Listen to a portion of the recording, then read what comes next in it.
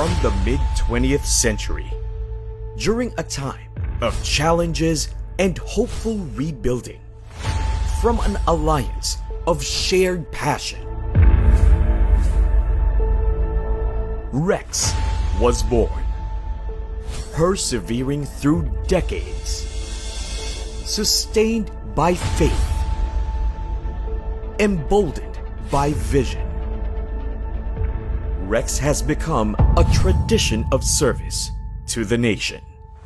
With its first publications, Rex pledged itself to a more proactive role in education.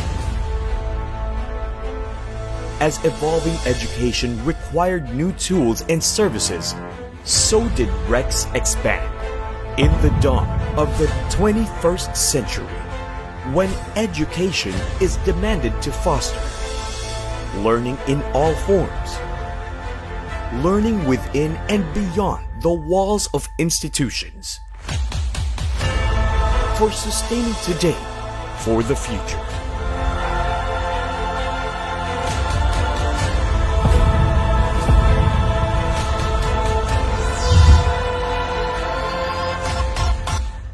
We are championing education. We are now Rex Education.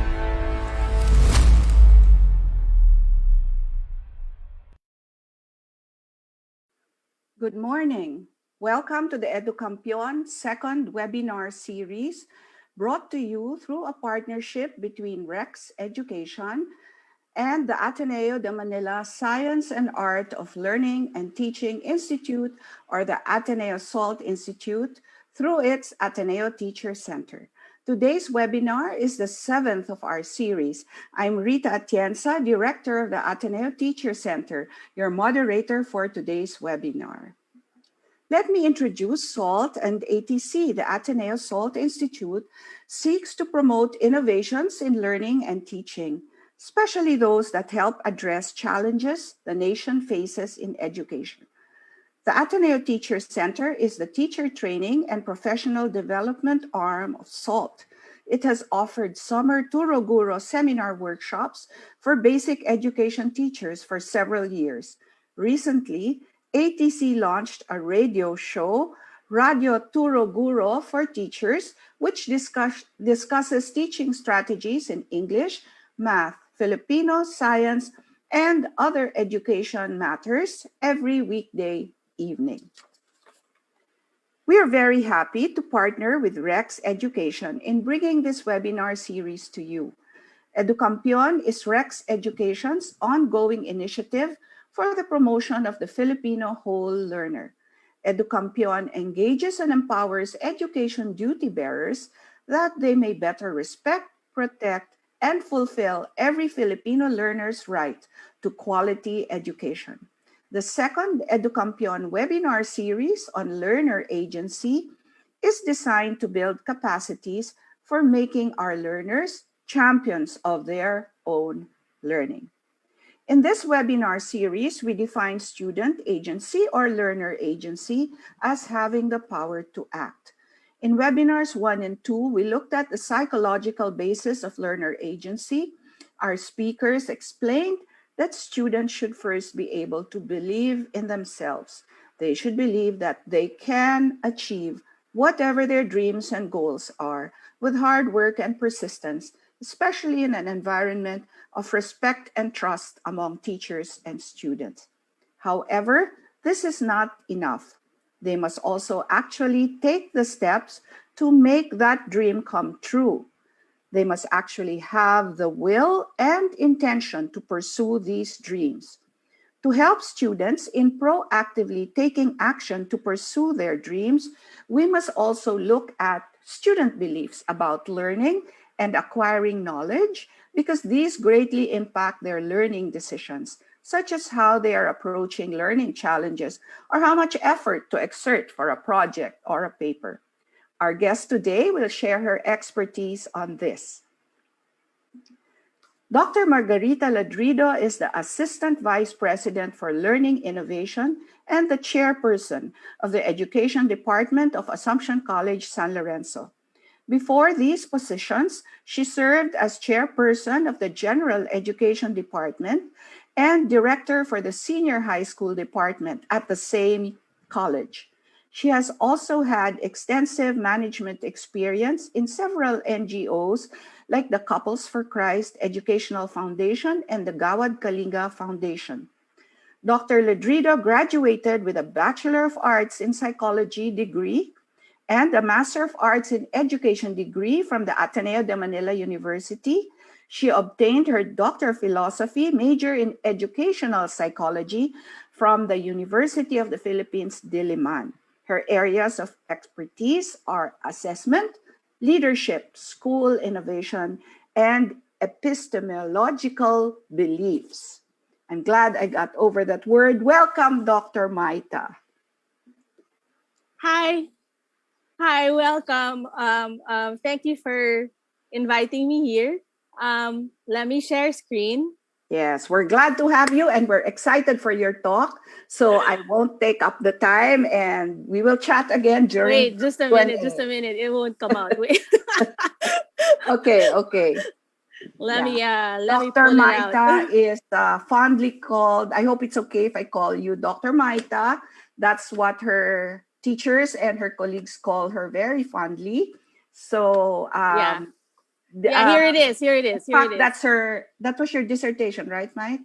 Yes, this is my dissertation, a big part of my dissertation. So okay, let me just take it away, Dr. Okay. Maita. So thank you for inviting me to share about what I'm really passionate about. I've in the many years that I've been working with teachers from all levels, I've always believed, and I think my biggest learning is mindset plays a big role in what they do in the classroom. Certainly, it's what happened to me. So a lot of it is from my own personal experience and from the research that I've been doing. So I titled this talk "Beliefs About Learning and Student Agency and How They Connected One Another." Okay, so my outline for today, I'll talk about beliefs about knowing and learning. Then we'll go into student agency, and then I'll show you how those two are connected. And then fourth is I'd like to draw some implications for teachers that you can take with you, and maybe think about as you are planning for the next school year or even just ending this school year. So I wanted to start also with my own story. And I think, many people ask about when teachers work, they usually ask us about what how did you start, what is your story, and I learned that my story actually plays a big part in who I am today as a teacher and as an educator, as an administrator even. No, so I'd like to start. I was raised. I went to a Catholic traditional school, very, very traditional. Obviously, look how many we are in the class. That's me there in the circle. But it was a very traditional upbringing. I started there at first grade and finished high school in the same school, same friends all throughout. And then I wanted to introduce you as well. This is one of my closest friends. And we became close because on our first day in college, we were classmates. We both took up psychology.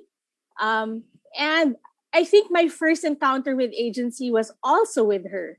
So we both took up psychology. We were classmates in almost all our classes in all 4 years of college. But somewhere along the way, after graduation, we went on completely different paths. My first job was as a teacher, and I felt that right away that this was probably my calling and where I find the most joy. But she went on to business. So she actually did an MBA and worked in a bank after that. And we would often meet up for lunch.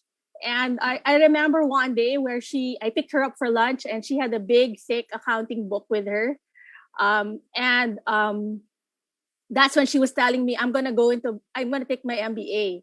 And when I do that, I realize we didn't take any business subjects in college. We were psychology majors, and no business subjects at all. And so she had to learn her accounting on her own just to make it through her MBA.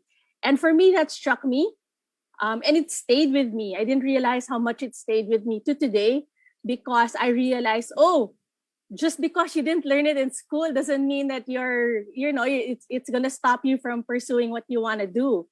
And it taught me a lot, because I saw her literally open that book and study something as difficult as accounting. She did her MBA, she passed it, she went on to banking, and now is an entrepreneur.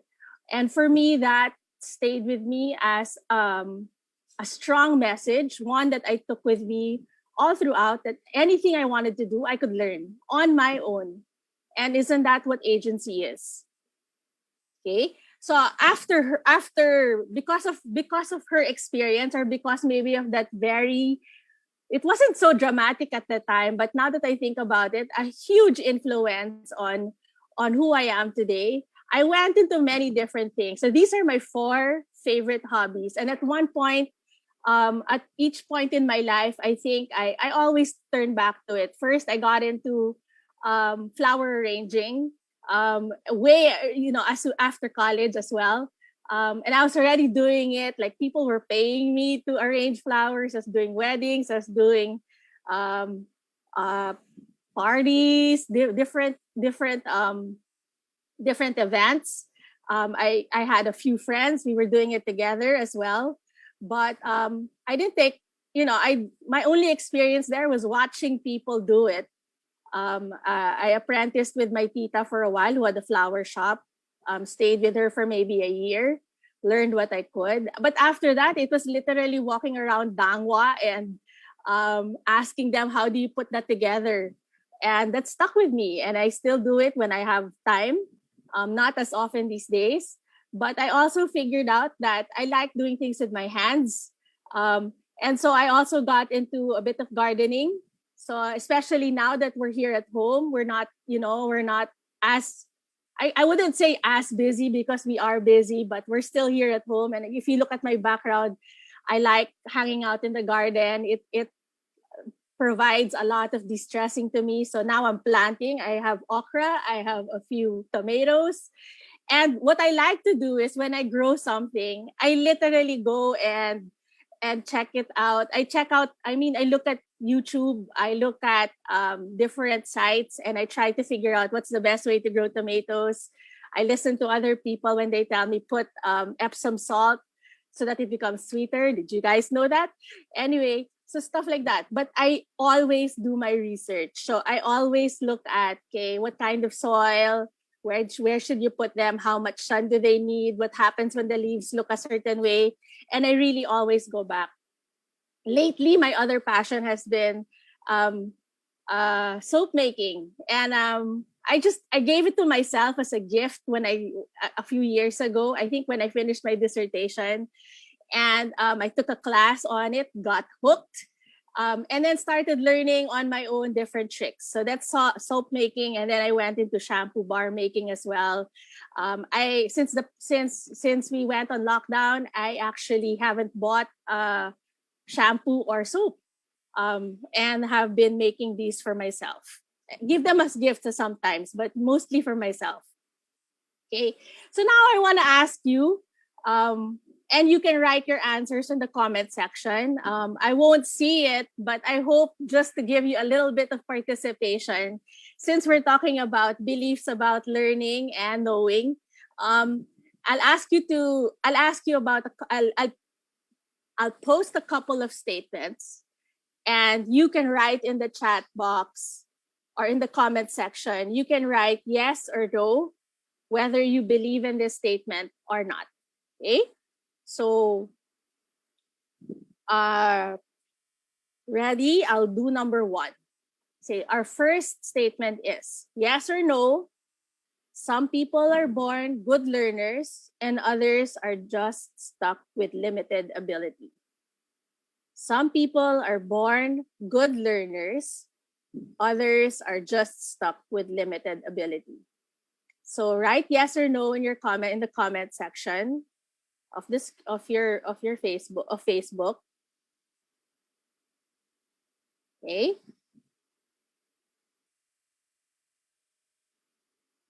Next one. Yes or no? I still believe in what the experts say, even though it differs from what I know. I still believe in what the experts say, even though it differs from what I know. I still believe in what the experts say. And that could be a teacher, that could be a parent, that could be someone older than you. If we are in education, it's usually the teacher that is the expert. I still believe in what the experts say, even though it differs from what I know.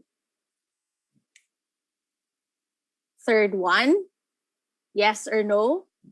Scientific knowledge is certain and does not change. Yes or no? Scientific knowledge is certain and does not change. Do you believe in this or not?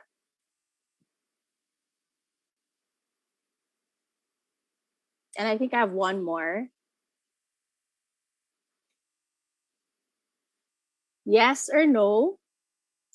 Anyone can figure out difficult concepts if one works hard enough.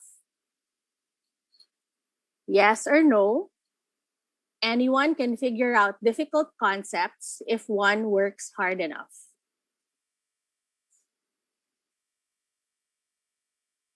So you'll see that in the 4 questions, there are different ideas. Some of us might believe in it. Some of us might not. Certainly for me, I didn't think it out loud. I wouldn't have expressed it. But when I was faced with these questions, it really took me by surprise. And it really made me think about what it meant to believe in these things. So beliefs about knowing and learning, again, the technical term is epistemological beliefs. Epistemology is a big word. I won't use it a lot here, but just so in case you're working on your thesis or doing some research and might be interested in going into this field, feel free to do it. The technical term is epistemological beliefs. Epistemology is a branch of philosophy, looking at how we come to know. And so epistemological beliefs basically are our personal beliefs about how we learn and acquire knowledge. And I find that each person has a different set. So each of us, we all have a different set of beliefs. We may not know that it's there. We may not be conscious about it, and it comes up in the worst times. It comes up when we have to make decisions about what we want to do in our classes. It comes up when we're faced with a decision that we have to make with particular students that we're working with. And it may also come up when you're making policy decisions with the school. So from what I learned about it and based on my own experience, it comes up at the worst time sometimes. And you always have to start thinking about what do I really believe and what am I sharing with others, because this influences our students a lot. So let's talk about these beliefs. There are a lot. I'm only going to go through about 6 of them, but there are more than 6 definitely. And there are new ones still coming up because, as I said, we're learning about this. It's a fairly new field, and we're learning about this as we go along. But as the world changes and how we learn changes, our beliefs move along with that as well. So what are these beliefs? First of all, the first one would be, is knowledge certain or is it tentative, and evolving? Is knowledge certain, or is knowledge certain, or is it tentative and evolving? And the way to look at it is not either or, although I used verses here, just I wanted to show you the two extremes, but it might work better. You might want to think about it more in terms of a continuum where knowledge is certain in one end, knowledge as tentative and evolving is in the other end, and we're kind of moving in a, from one end to the other, depending on what the situation is. And we may not be completely on one side or completely on the other side, but we may be somewhere in the middle, or leaning towards one end or leaning towards the other end. That's still possible. Some examples of that, again, when you're looking at certainty of knowledge, we're also, it applies a lot to the scientific field, although not limited to the scientific field. But my examples today are based on science, no? So scientific knowledge is certain and does not change. Scientists will ultimately get to the truth if they keep searching for it. And I talked about this with some students. I asked them about this, and I asked them, what do you think about this? I used to teach research, and so we were taking this up as a, just on the side, part of our getting to know each other. And they said, well, they started thinking about it, and they were saying, but theories are there, and do theories change? Or does people just keep adding to the theory? And it makes for a really good discussion on what is certain and what is not certain. And how we continue to change the truth, or how we continue to move along this path. Second belief is that, just a minute, knowledge as isolated, unambiguous bits of information, or is knowledge simple, versus knowledge as highly interrelated concepts or knowledge, or is knowledge complex? So is it about learning bits of information like trivia, or is it about how everything connects to everything else? And this is two different ways of looking at knowledge, and how you're able to match the two. Obviously, if you think of knowledge as unambiguous bits of information, then you can probably get away with a lot of memorization. It's like learning a lot of trivia. But if you're thinking of knowledge as highly related, then you have to figure out, where does it connect to? Why do I need to know this? And can I learn everything? How does one connect to the other? What is the whole picture? Am I only focusing on one small part? Is there a bigger picture out there? And instructors should focus, and look at this belief, instructors should focus on facts rather than theories. Do you believe in that or not? Okay, so the next one.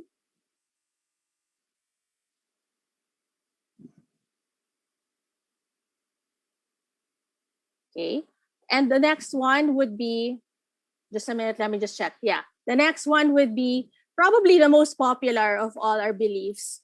So this might sound familiar. I know there was an earlier talk on this, but is our ability as being innate or fixed versus our ability is changeable.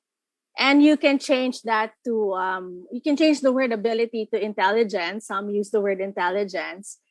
Is your intelligence fixed, or can it be changed? And some examples of this belief would be some questions that you can ask. The really smart students don't have to work hard to do well in school, or students who begin school with an average ability will remain average throughout school. Which one would you believe in? So there's a lot of this. I know there was an earlier talk on this, and this is another name for this, is the growth mindset. It's a very powerful, very, very powerful idea that has come up. And I think very powerful because it's one of those things that I wish I learned when I was in school. I wish I knew this when I was in school. Then maybe I wouldn't have been so hard on myself. Or maybe then I wouldn't be gunning for the score or looking for the score and more focused on what did I really learn from this and not really the score of the test. Okay. Next one, learning takes hard work and practice versus learning involves understanding. Can you work hard and still not understand? Or if you work hard, you will eventually understand. So if one tries hard enough, one will understand the course material. So those are sample beliefs for this. And how much you get from learning depends mostly on your effort. Okay? And that is one thing that we're talking about a lot today. It's also a very popular idea in growth mindset where maybe we should be focusing on their effort instead of on the score. Another one, knowledge being handed down by authority figures versus or experts versus knowledge being obtained by one's own reasoning. And I like this because when you talk to a preschool child or you talk to a grade 1, grade 2 student who really love going to school, you know, when mommy says something, they're going to tell you, but teacher said this. And I'll believe what teacher said more than mommy said, you know, something like that. They'll really believe everything what their teacher says. Okay, but that's at preschool, grade 1, grade 2. So, when an expert says something, do we tend to believe or are we still going to be questioning that? Okay, so again, the items there, I am very aware that teachers know a lot more than I do. So I agree when they say, with what they say, rather than rely on my own judgment. Or even advice from experts should often be questioned. So what is your belief when it comes to this, right? And I find out that this particular belief is actually very very much influenced by our culture. So when they compared in the research for this, when they looked at the difference between Westerners and Asians, this belief of knowledge being handed down by authority figures or experts was very strong in the Asians and not as strong with the Western children. So you'll notice also in your class, even if you say something wrong, it's going to be very, very rare that a student will come up or raise their hands and tell you, I think what you said is wrong, or I think there's another idea to this. They won't give you an alternative. And in fact, I asked this from my students and I asked them, what happens when your teacher's wrong? Like she's giving a lecture and you right away know that what she says is wrong. What would you do? And many of them will say, we're not going to question our teacher. We're not going to tell her that she's wrong. Even if we know she's wrong, we're going to talk to each other and say, you know, what she said was wrong, but we're never going to voice it out loud. And so the teacher actually doesn't realize that everybody in the room will know that she's wrong. I thought that was interesting because they're never going to object, nor will they speak up against us. And when we looked at the research, a lot of it had to do with the way we were raised, because we were raised being told that you're not supposed to question an elder, and that questioning an elder is considered bad manners, or is considered insulting, or is offensive. They are older than us, therefore they know more. Even when clearly people can make mistakes. So this one I think is really interesting, especially for us here in the Philippines, because we were raised believing that our parents, our teachers, they know best. and we just have to follow. We're also, I think, in Asia, a little bit more hierarchical, and that's across Asian cultures. We're a little bit more hierarchical and structural. We have levels for everything. So even in the workplace, many times, you're not going to question your boss. You're going to go by what they say. And it's very few that actually have the guts to say something or object. So what do we know about these beliefs? We know, first of all, that they develop over time. They are developmental by nature.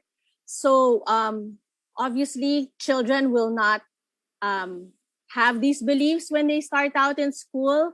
It is developed over time as they gain more and more experience with school. Also, when they have more and more experience of how their parents look at their schooling. So it includes, for example, for me, what is clear was, my parents were never that involved with my schooling, but in the end of the day, you get your report card and you have to bring it to them and they show you. And my performance is based on my grades. So it was that I had to have good grades. And that was that's all they saw. They didn't really pay attention to what I was learning. And they just assumed that the school was doing their job. So for us, it's the same thing. If there is a lot of attention on grades, this development over time, if you pay a lot of attention to grades, this development over time gets inculcated in the student or in the child, and they take that with them all the way up to when they grow up, because they think that being in school, you have to have good grades, and good grades they represent what you've learned. Second, these beliefs are context specific. So you could have a different belief system for math, a different belief system for history, a different belief system for what we're finding now, where all of us are teaching and learning online, a different belief system, even just for operating technology. They change depending on what's in front of you and what you're dealing with. So it's not the same. Like if you say, I have a growth mindset, usually you're supposed to ask, growth mindset in what? Because I could have a growth mindset when it comes to my ability to read and write, but I may not have a growth mindset when it comes to math. And there are a lot of studies about math and growth mindset. Third, as I said earlier, they are culture-based. They change depending on the culture because we are raised based on our culture. And our culture actually sends a lot of messages to parents and to children on what is important in that culture. So, for example, as what I mentioned earlier, if in our culture it is so important to follow our elders, then that actually translates to the way we learn. And we never learn to question our elders, or we never learn to question structures like, because she's my boss, I'll believe everything she said. And I'll believe that she's thinking of what is best for all of us, which comes out to actually a lot of disappointments later on, because we tend to put them in pedestals, or we tend to put them in, we tend to look so highly on them that when they do show some area of weakness, it shatters the whole picture for us. Okay. Number 4, we also know that teachers and parents' beliefs can influence children's beliefs. So a lot of the research on epistemological beliefs have to do with teachers and education majors. Those are a lot of the research that they're doing on this area is really on those. Why? Because they realize that a lot of teachers' beliefs, and I'll include parents because they do have a lot of influence on their children, can influence children's beliefs. And so what usually is important for the teacher becomes important for her students as well. And if you think about it, my reflection on this was actually when you learn in essay writing, I remember having to do a lot of papers. And usually the first essay of the semester is never the best essay, and you don't usually get the best score. Why? Because you're still learning, you're still kind of learning about your own teacher, your own professor. And once you figure out what she likes in a paper, that's what you're going to write in your own paper so that you can get that high score. And it happens a lot. And once students actually figure that out, um, they want to perform well, because they know we're looking at their grades, we're looking at their awards, and all of these are signs of that. Lastly, they influence student agency. And I'll get into student agency in a while. Rita actually talked about it in the intro, but it is about taking charge or taking responsibility for our own learning. And I like the word initiative that goes with that, showing some initiative, setting goals, and carrying through those goals.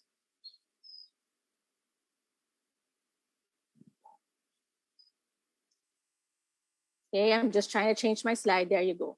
Okay. Why are these beliefs important? As I said earlier, they influence the way we teach. They influence the way we make decisions as teachers in the classroom.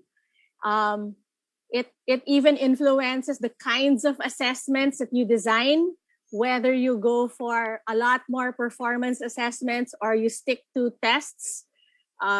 It says a lot about whether you favor objective tests to more performance-based tests, assessments, the way you teach, the way you build that learning environment in your classroom, and now even online. Those are influenced by your beliefs as teachers. Secondly, a lot of research also showed that these beliefs influence reading comprehension and meaning making. It actually tells you how much they believe, whether you take what is written as fact, or whether it allows you to generate more questions so you learn more about something.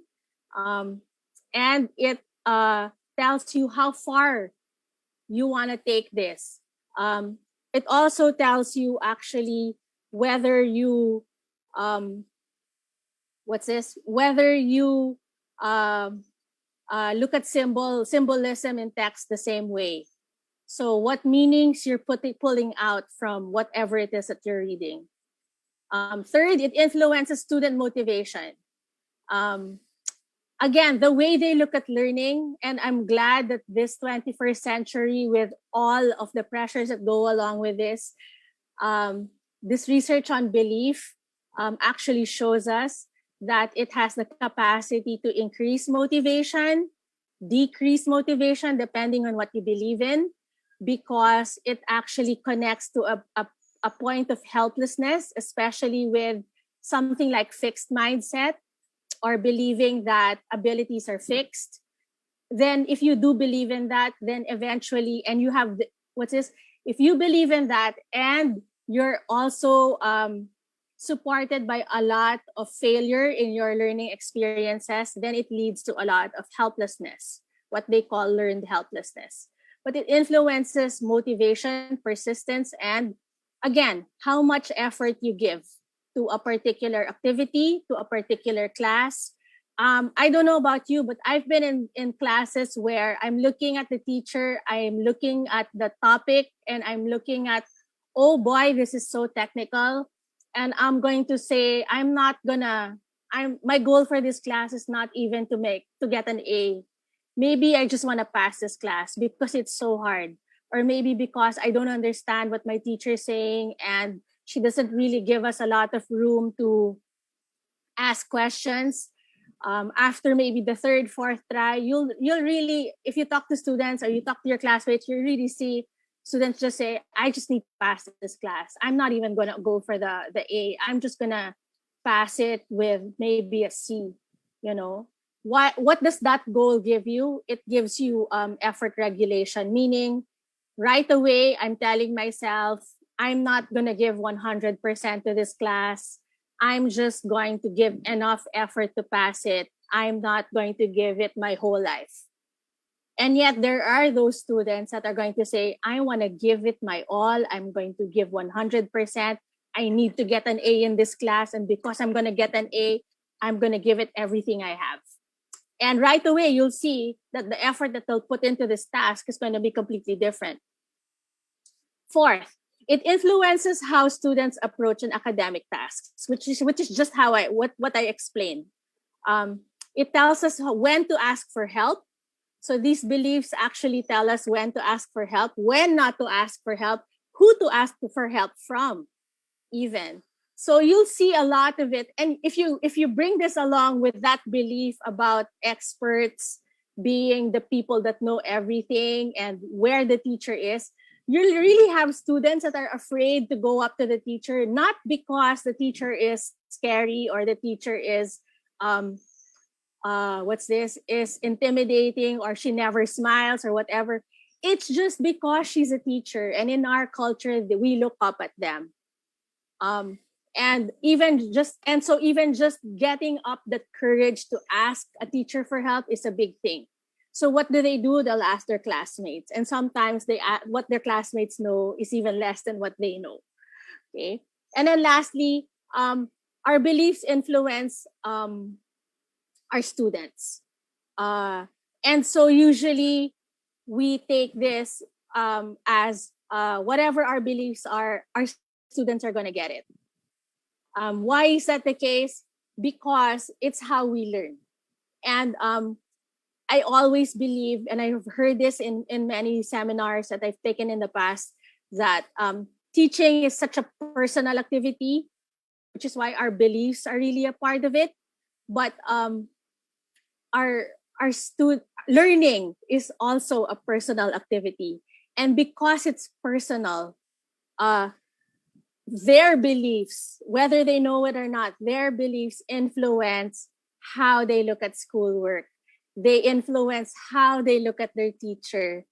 And I wanted to say, many of us, even though we've trained to become teachers, many of us actually teach the way we were taught. So if we had brilliant teachers, then we're lucky because we really channel them. Because in our minds, whether you know it or not, it's kind of like thinking, I learned so much from this teacher, and that's the way I'm going to teach. That's who I want to be. And we need more of that. We need more models for that. Good teachers who can influence students. Okay? But ultimately, it's our beliefs that contribute to the development of being a lifelong learner. And which is my experience. You can learn if you're, and I'm not saying all my beliefs are in place or intact or they're the right beliefs. Obviously, there's no such thing as the right or wrong beliefs. But I've also seen that the way you approach a task, no matter how difficult or how intimidating it is, if your attitude towards it is always just to approach, not to avoid, just to approach, and to learn as much of the job as you possibly can, there's no stopping you. In the same way that there's no stopping you from learning anything that you want to learn in the future. And really, that's what we want to build in our students. Why? Because we can't teach everything. If we could, we would. But we can't. We have such a limited time with our students. And that time is precious. And how we make the most of that time really should be foremost in our minds. So when we're trying to sort through everything that needs to be taught, have that in mind. I have such a limited time with them. What do I want them to learn? And it really is not just about knowledge and skills. Attitudes play a big part in this. And their attitudes are what propels them to become lifelong learners in the end.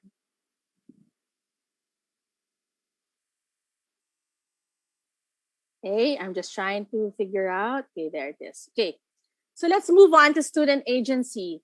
And I'm basing my definition. You've seen an earlier definition that Rita showed in the introduction, but I use the OECD definition, which is the capacity of students to set goals, reflect, and act responsibly to effect change. And what this really means for me, if I were to think about my own students, is am I giving enough time for them to actually formulate goals? What do they want out of this class? What will tell them, so you don't get those evaluations. I remember getting those teacher evaluations in the end of the school year where they say, whether they say I didn't learn anything from her, and I hope no teacher ever hears that, but I didn't learn anything from her, or she could have done this better. That actually shows a need for you to know what your students' goals are in this class. And I find, for example, if you went to UP and you took one of those penalty courses, even the teacher goes into the class. When the teacher goes into the class and knowing that this is a penalty course for many of her students, she right away just says it from the beginning. This is a penalty course. I know this is a penalty course. And that right away already says so much, because right away you're regulating a lot of effort, and you're regulating a lot of motivation. So whether it's an elective, whether it's a penalty course, whether it's a major subject, which students like to distinguish, I don't know why, but major subjects and minor subjects, for me it's all the same, and it should be the same. All of these subjects are important, and your subject for you is the most important subject, and you should be able to highlight why it's important in the lives of the students. So why is student agency important?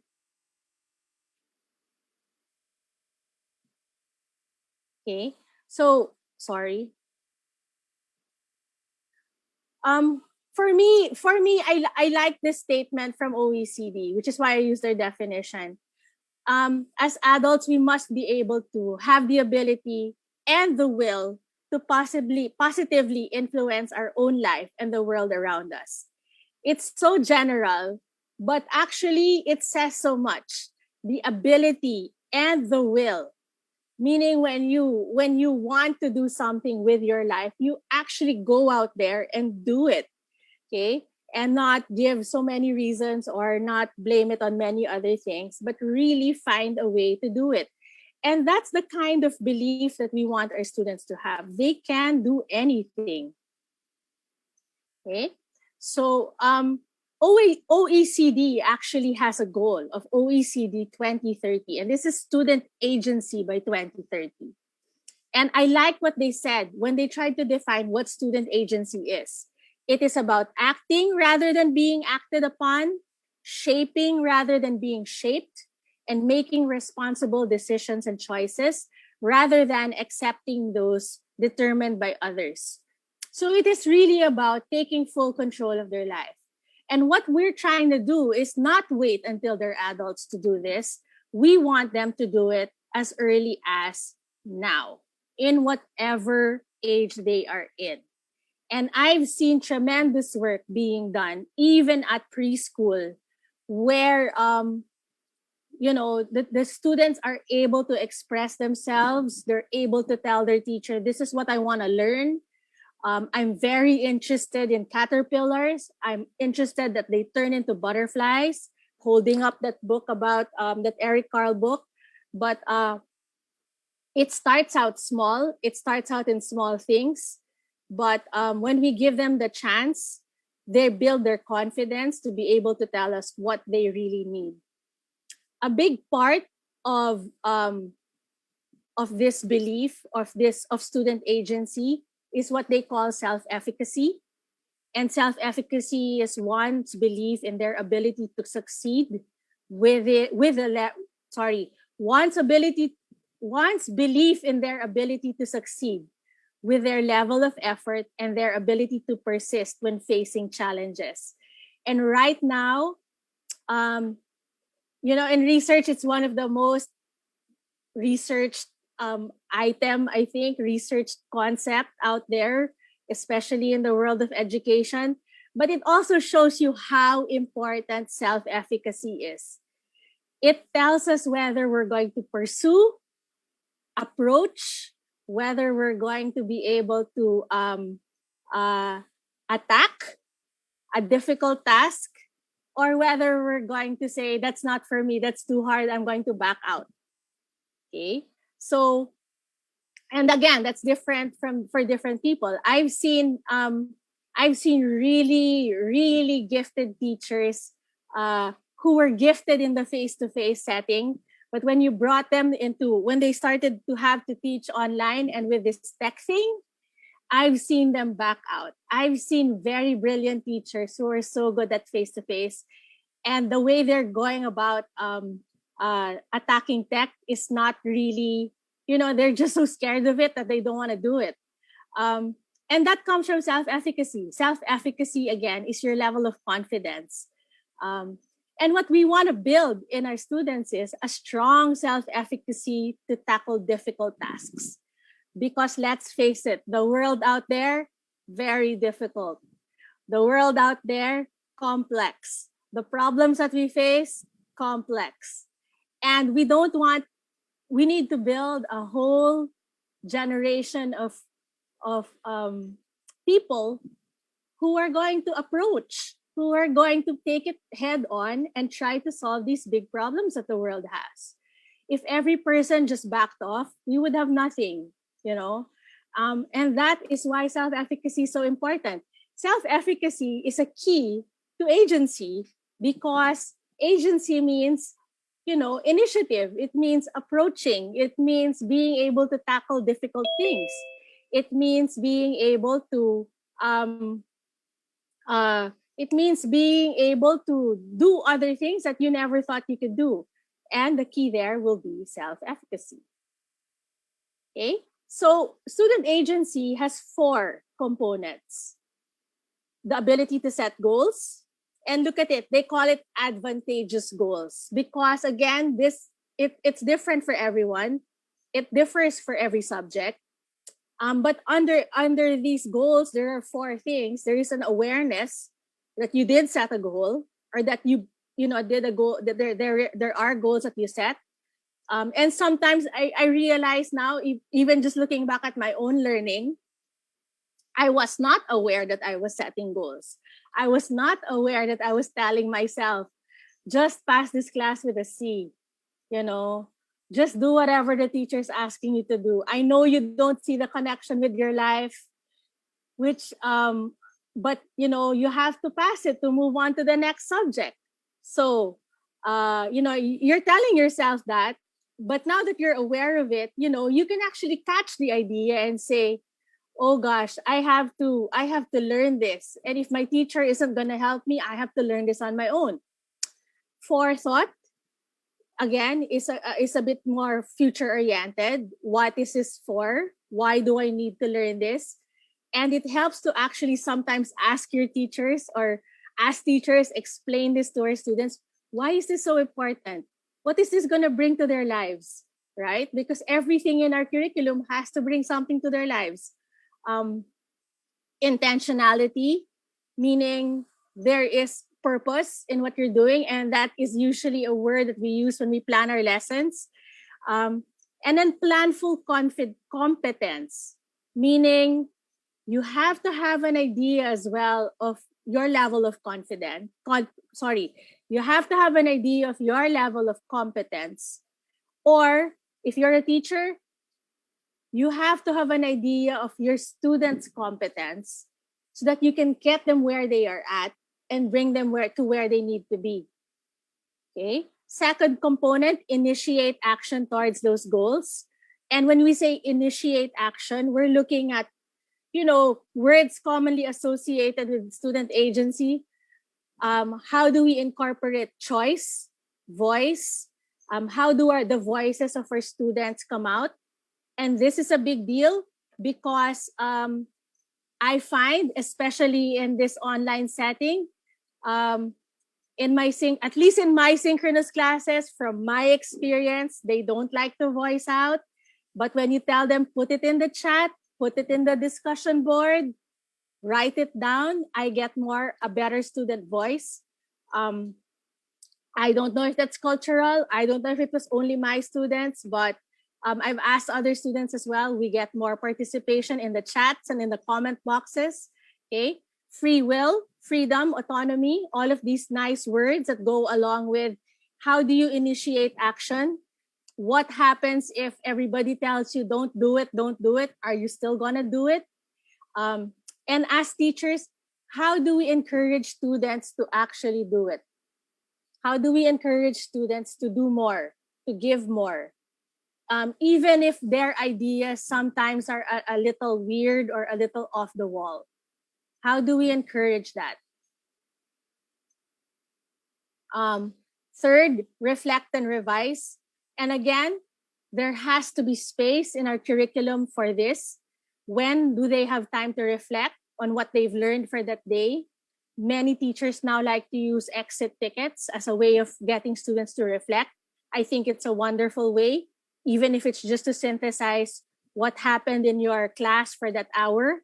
In written modules, we put that in as well. You can actually put a box in the end of a module or in the end of a unit, or in the end of like what they're supposed to do for that day, and ask them to reflect. What are the main points? What are their big takeaways? What is the big idea from today's discussion or from today's lecture or from what they've read? I think that's important.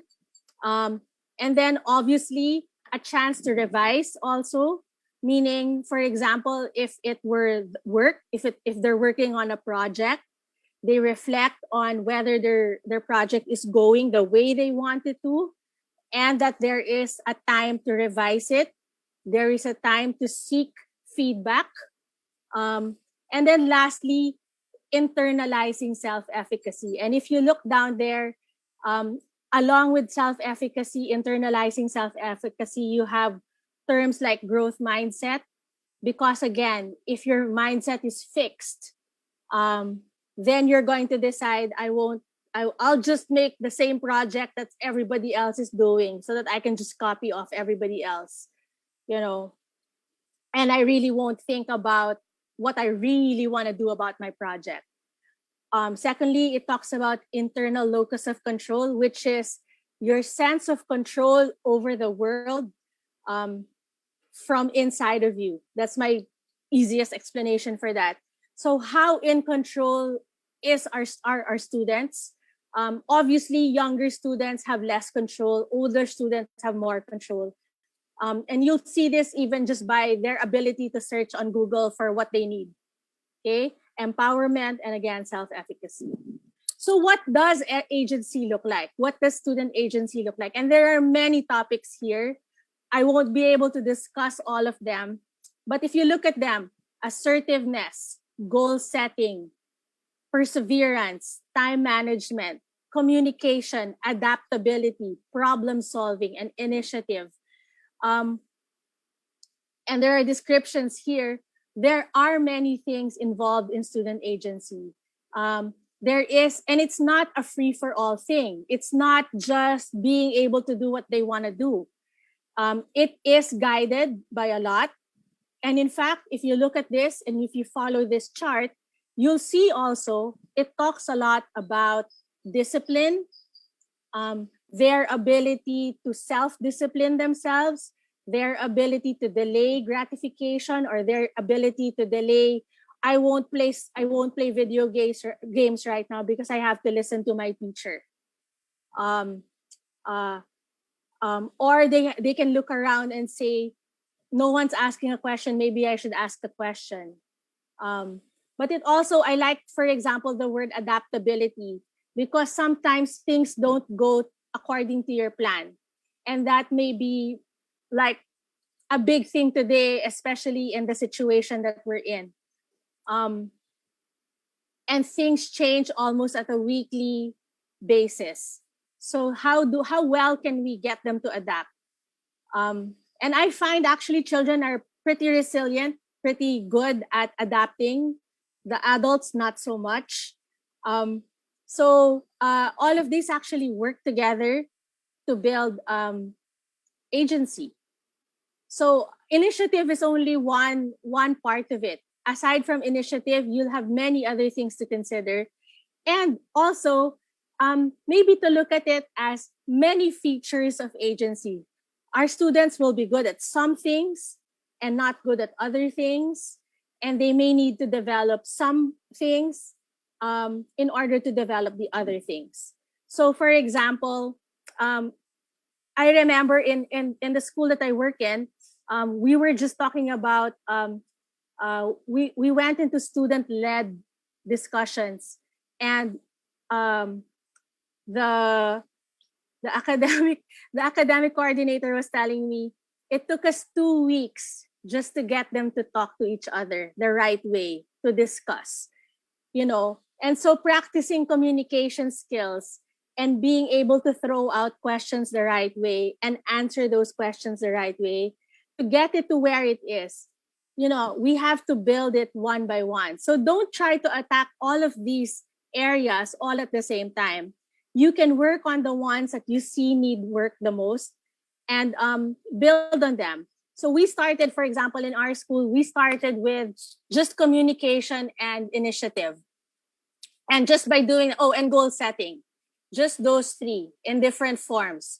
And just by working on those three, we find more confidence, more perseverance, more time management, just by working on some. So you don't have to work on all, just work on some. And another way to put it is look at your low-lying fruit, which is the ones that are almost ready, like which are the ones that you can work on right away. And work on the hardest ones, the ones that are farther reach from you, work on that last.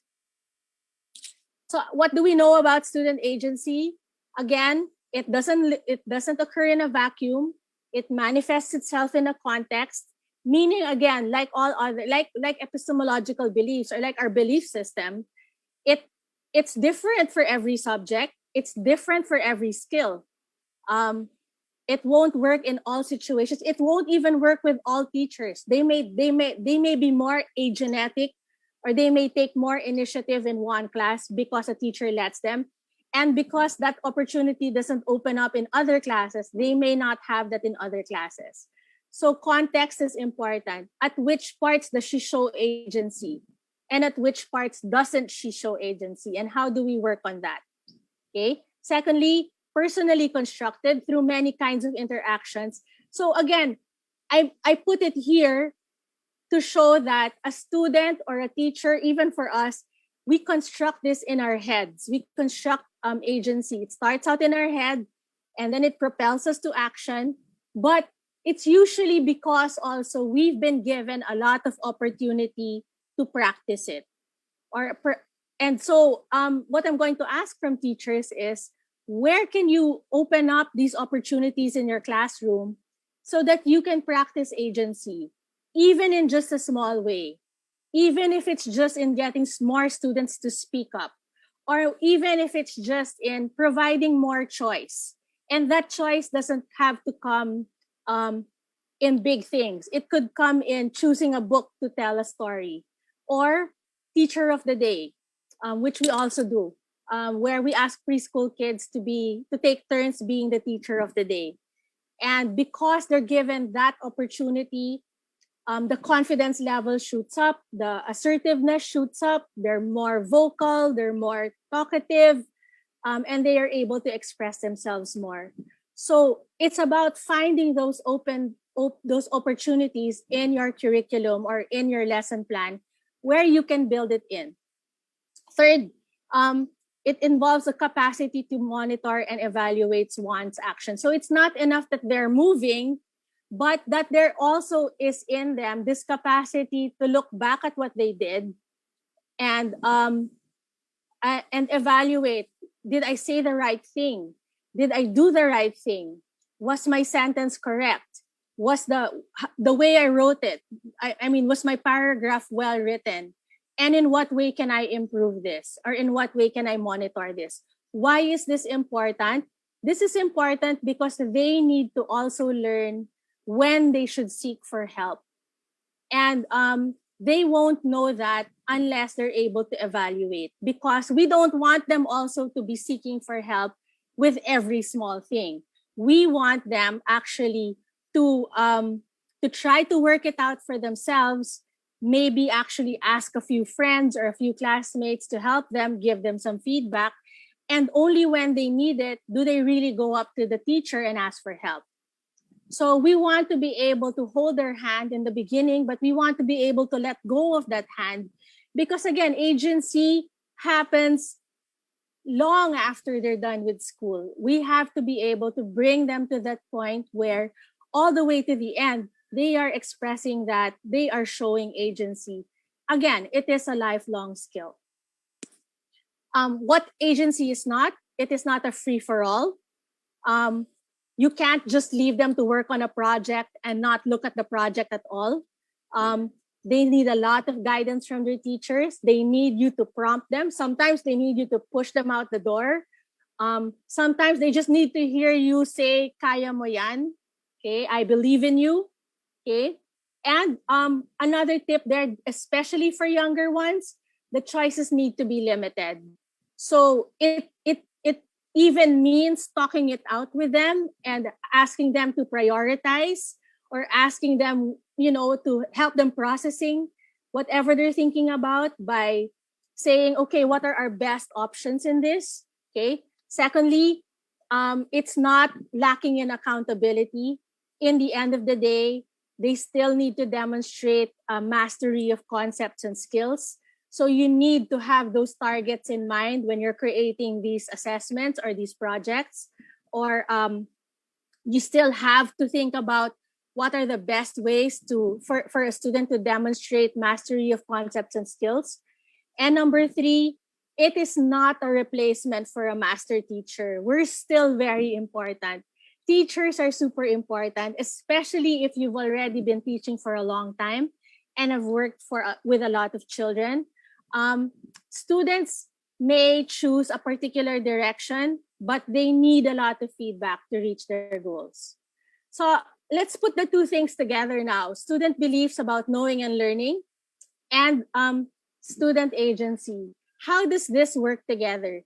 And this works together. I'm going to introduce another technical term, and I really tried to stay away from it, but I figure you need to know the technical terms anyway. If you're working on your thesis, or if you want to do additional research on this, what is the best way to find these things? And the technical term is what we call epistemic agency, or our capacity to monitor our ability to know and learn more. And this struck me more. I came about this again by accident because I paid attention to how I was searching for information on Google, and how I was using search engines to find what I needed. And it came actually to me, and I was asking myself, how do I know if I have enough? Okay. The other situation that I found myself in is, I don't know about you, but if you're a highlighter, if you read a book when you're studying something, do you like highlighting pages? And if you do you find yourself highlighting the whole page? Because that's where I was. I was highlighting the whole page, which meant that I couldn't tell which parts were important and not important. To me, they all looked important. And that's what this is. How do we know? How do we determine importance? How do we know that we need to learn more about something? How do we even know I have to stop looking for information? I think I have enough. I think I know enough. I can move on to something else. When do you know that? What are the symptoms for you? And if you notice, it's a lot of reflection involved, because it's going to be different for every person. So for me, this is what it is. When you talk about epistemic agency, or how do I monitor? How do I search for information on my own? And it's not just about information. How do I tie this into what I already know? So how much do I know about this? How much more do I need to know about this? Or how does this connect to what I already know? And for me, that was actually, I'll tell you my secret. My secret was, when I was writing all of these papers, my secret was that third one. I just kept making connections with what I already knew and writing them down in the paper. That was my secret. So connections are important. And In fact, we don't use I didn't used to use that word, but I figured, wow, it's the most applicable word. And when I started using it with my students, I realized that they got it right away when I say, can we connect A to B? Can you connect this idea to this idea? What's the connection? How does those two work together? Um, and that forms a lot of new ideas already in their mind. Okay. Other questions that we might want to ask: do I wait for teacher to tell me, or can I find this out on my own? Where can I find this information on my own? If I were to look, where will I find it on my own? Is that a reliable source? And how can I improve my work? So when you talk of these things, the two things together, your beliefs and agency, there are it's a twofold action. You're collecting information and you're sharing ideas and knowledge with others, but it also is process oriented. It's about setting goals and it's about monitoring your progress. I need to know a lot about this. But you know, when I don't know about you, but when you need to know a lot about something, sometimes you get into those parts of Google where it becomes so technical and you're already telling yourself, this is over my head. So you have to also know, when do I stop? That's not what I need. I'm looking for this. This whole process goes on in our heads as we're looking for information, whether you're searching, you're talking to someone, you're hearing it from your teacher, or you're searching on your own on Google, or you're watching YouTube videos. All of this happen at the same time. And it's about, I guess the term would be, how do we get our children to build new knowledge? And by new knowledge, how do we make them build new knowledge that not everything is about taking from you? Not everything comes from the teacher anymore. And this means that the knowledge that students generate is new, and not new to the world, but new to the student. So the knowledge that students create is new to them. Okay, you might have heard it before. It's not some new idea, but it's new to them. And for them, you should see their face lights up, right? I'm sure all of you have those experiences of students learning, and their face really lights up when they learn something new or when they can do something for themselves. And we love those moments. We long for those moments when they can do it by themselves. Or when the light bulb literally shines on top of their heads and say, ting, talagang, miss, I got it, you know? So what does this mean for teachers? Okay. What does this mean for teachers? First of all, I'd like you to reflect. And I wish I had time to like pause and be silent. But maybe later on when you review this video or watch it again, you know, you can actually take the time to reflect and look as teachers, what do you expect of your students? Really think about it. When you're in the classroom, what do you expect of your students?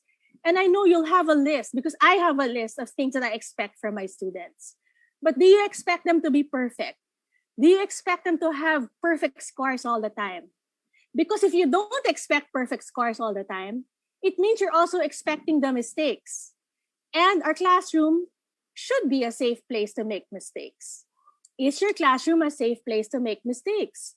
Or are students afraid to make mistakes in the classroom? If you're a parent and you're watching this, what are your expectations of your students' learning? What do you expect your students to be? Do you expect perfect grades? Do you expect them to be perfect? Because if they're not perfect, then is there room in your home for them to make mistakes in a safe place? If you're homeschooling, it's the same thing. Can they make mistakes? Because if you know, in life, we make most of our learning comes from the mistakes that we make. Okay? And if that's the case, do we adjust our expectations? I'll tell you though, personally, from my own experience as a teacher, when I learned this, when I was asked this, that I had to adjust my expectations, it floored me. It literally changed my life. Because I realized I was expecting perfection. I was labeling my students. These are the good ones and these are the ones that are always straddling along. And what was I expecting, right? So when I learned this, that, oh, they're the way they are because I expected them to, it changed me completely. It made me a different kind of teacher right away. It taught me, oh, I have to have a space where they can make mistakes. I have to tell them it's okay to make mistakes. I have to give that part of the work where, here, make all the mistakes you want, so that when I do have to do the assessments, the ones that are graded, they had enough practice, they know what to expect, and they actually know what to do. So that's the first thing. And again, for me, this was earth shattering. And it actually goes along with mindset, right? What you're expecting. And where is the space to make mistakes? Because if not, we're going to build a lot of people who are afraid to make mistakes. Second, when our expectations change, the language in our classroom also changes.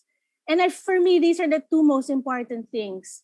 Because when I realized that I have to make space for mistakes in my classroom, I had to make space for them to work on drafts.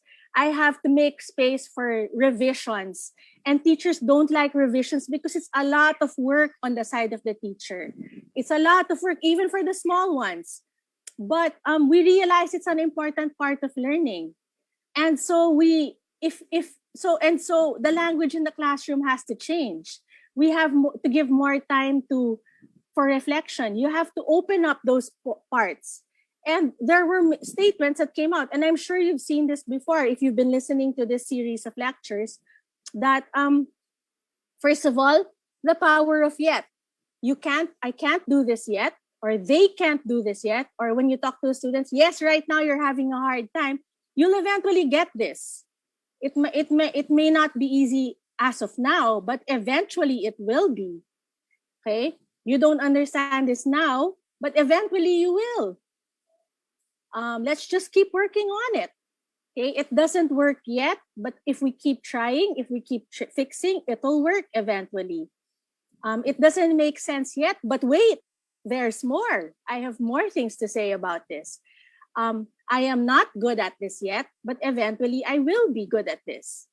And sadly, the other thing, and I know this is difficult for teachers to do, but they need to see us make mistakes. And they need to see what we do when we make mistakes. So it's actually okay to apologize because, class, I made a mistake. I forgot the date was like this. Or, class, I made a mistake.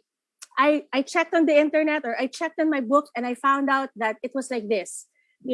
Those are welcome ideas right now. Why? Because we have to model to them that mistakes are not the end of it all, or that mistakes are actually how we learn, how we get better at things. Second is another powerful statement, and I'm getting this from the work of Harvard Project Zero, but the statement of what makes you say that. So when they say something in the classroom, when you're talking about a story, or when you're talking about a conclusion that was made, you can actually just have a simple conversation about and ask them, what makes you say that? Why?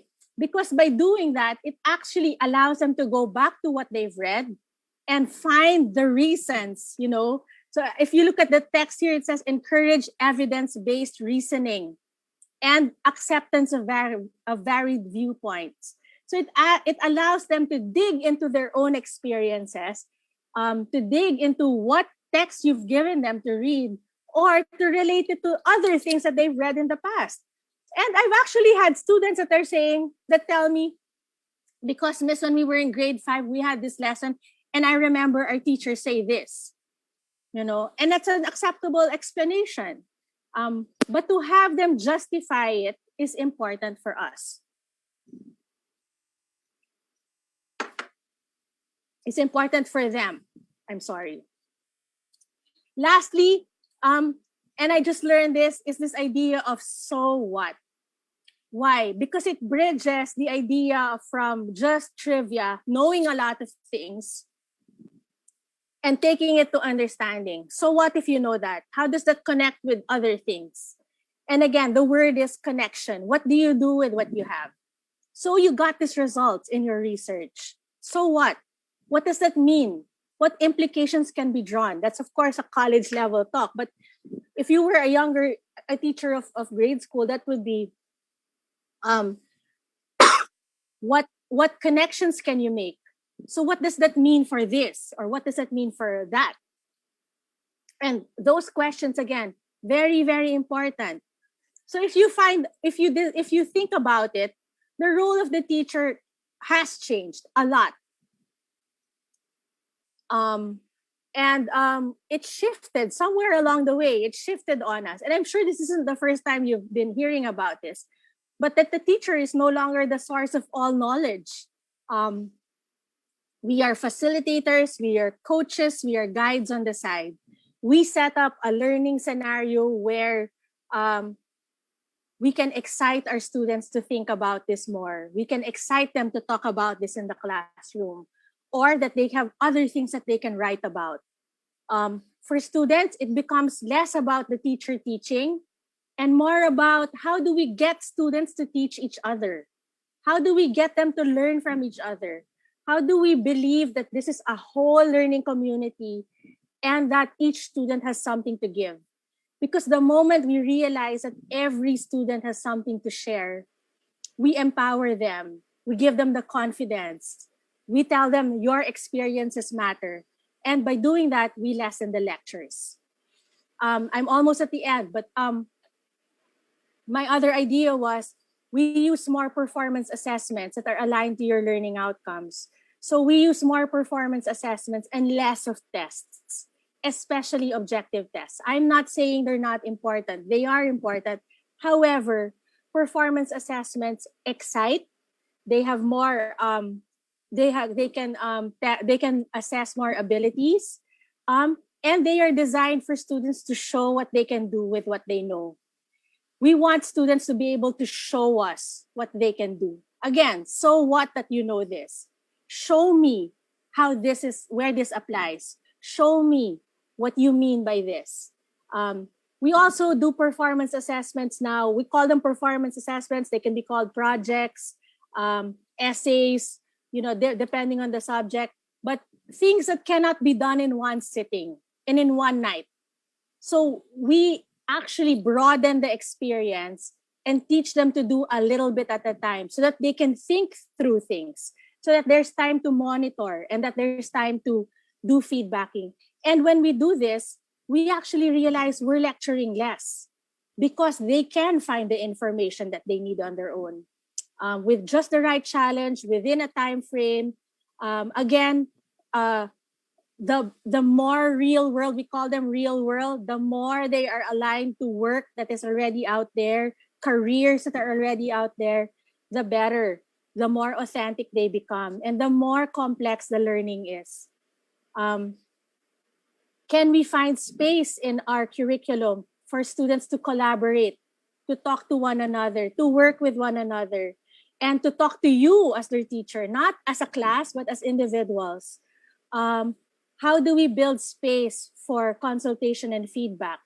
And obviously, this implies a lot of well-crafted questions from you that really make them think. Okay, and then find opportunities for students to monitor their own thinking. And for this, I like using thinking routines. And I'll show you some examples of what these are. But I'll say right off the bat, before I show you the examples, do not put this in worksheets to be filled out. This is what we do is they can fill out the worksheet in the beginning, but actually this becomes a more powerful instrument when it's used for discussion in the classroom. Why? Because the students come in prepared, but they also have time to really think about the subject matter, or they really have time to think about what you want them to learn. Okay, so these are some examples of thinking routines. If you know those KWL charts, KWL charts, you can still use those, but these are others, and there are a lot that you can find online. Again, they are not used as worksheets. They are used to actually stimulate discussions. How are these ideas and information presented, connected to what I already know? What new ideas do I have? What challenges or puzzles do I have? I like this other one called I Used to Think, but Now I Think, which is used as an exit pass sometimes, but also used for students to talk to one another in the end of the class. Um, Think Puzzle Explore is a good one, as well as Think Parent Share. Okay, so what do you think you know? What questions and puzzles do you have, and have them surface those questions, and how might you explore these puzzles? It's so um, empowering again for students, and it doesn't require you to give the answers, but it requires you to really make them think. Okay. Lastly, I'd like to say uh, that when it comes to both the beliefs and agency, um, this is a gradual process. In fact, and again, I'll tell you that I learned this from experience because I tried to do so much too soon in my class, and I was so excited when I learned all of this that I wanted to implement it right away, and I got my lowest evaluation, my lowest rating after I did that. Why? Because I didn't communicate to my students that I was changing the game. Okay, so my tip for you is start out small.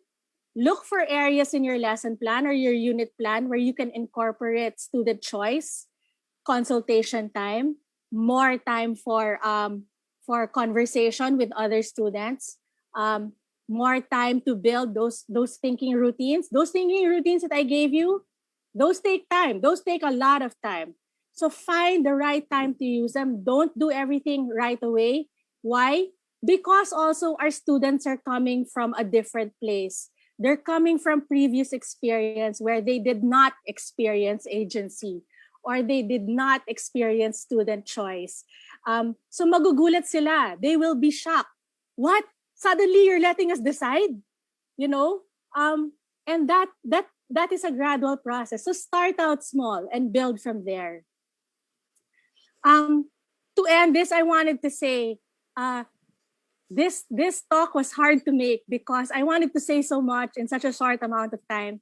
And there are many ideas there that actually can branch out to whole other topics that can be used for webinars. No, so obviously I hit a lot of topics that can be explored further, but I wanted to say that for me that would be a good thing, if you end this webinar thinking I have more questions, that this brought up even more questions, then I would have succeeded already because there are a lot of questions. In my head, I keep telling myself they're gonna ask how to do this, you know.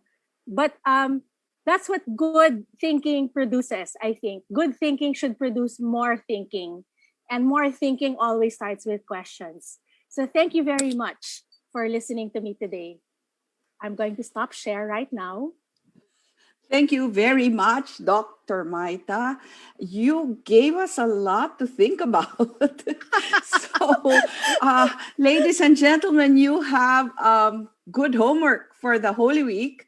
And we thank you because all of this was very valuable.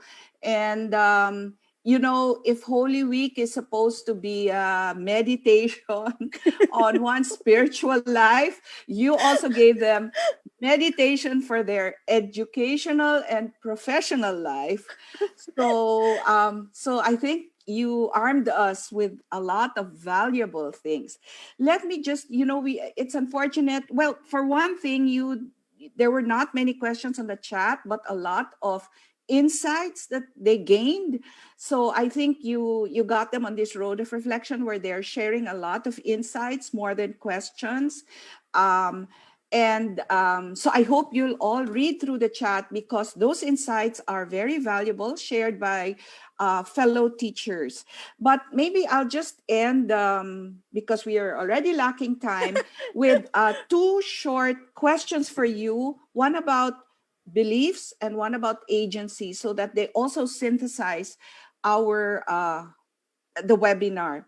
So my biggest learning from your talk was that, and correct, my question is, am I right or wrong? And what would Okay. you like to add to my insight? Okay. So you were not telling us, because in the beginning, we were tending to position ourselves what is the correct answer, right? You were giving Yes.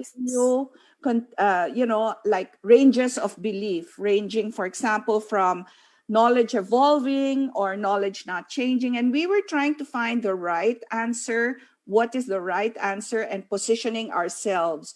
But I think you were telling us it's not, and you did say there's no such thing as the right or wrong belief. But I think what you were telling us was these are the thoughts and beliefs that lie behind what our students do and how they perform or how they don't perform in our class.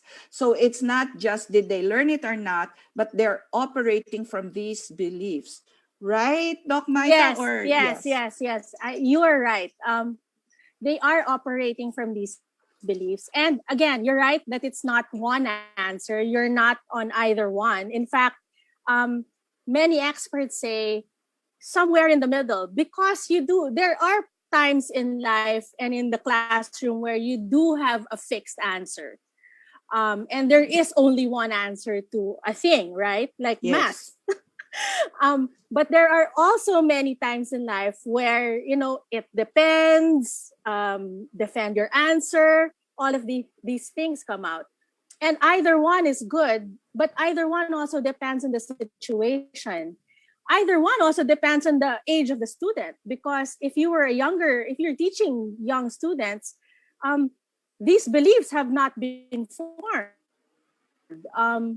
And so they So, will most yeah. likely really depend on their teachers, So, for example, right? But if, you were yeah, saying that for especially for Filipinos, where we really we believe that the teacher is the expert and authority who many times cannot be questioned, then it's yes, harder for us to learn to come up with good questions, and therefore teachers should work on this skill. yes, I think so. And I even think it's not bad to ask, what do you think? Like, just ask your students, well, what do you think? And really ask for their opinion. And as early as preschool, they have the most exciting opinions in preschool, grade 1, grade 2. They have the best because it's not yet, again, the beliefs are not there. They don't really know that they're supposed to follow a certain rule or follow certain guidelines. I'm also being asked, I saw the question on the chat where they were asking, um, how about online learning? How does this work for online learning? I'm not an online learning expert. I'm going to say that right off the bat. I'm one of those that like to play with technology. I use the word play a lot because I'm better at literally playing with the app rather than having someone teach me. I'll play with it and figure it out on my own. But what we've learned for online learning is it actually gives students a fighting chance. Those quiet, shy students, they have a fighting chance in online discussions when you allow them to chat, when you allow them discussion boards, when you allow this chat box to be open. That is a powerful instrument for the shy um, learner who does not like to speak up. And in Or fact, yeah, yeah, or for the learner na laging nauunahan sa face-to-face nung mabilis mag-raise ng hand, right? yes, yes. In fact, those apps like Jamboard or Padlet that allows for like a blackboard or post-its and all of these things. Um, I find the best ideas come from the quiet ones, the ones that aren't as noisy. But we also discovered, we made sure. I'll tell you our experience. We made sure that we always put space for question and answer. We always made sure we put space for conversations in our discussions. But we find out the students they don't like to be on Zoom and showing their camera and then having to talk on the mic and asking questions or sharing insights. For some reason, they don't speak up as much on Yes. Zoom. One student said, I don't like the way I look on camera. Even that. So we had to figure out discussion boards. I love Google Classroom because Google Classroom has all of those things in there, Padlet.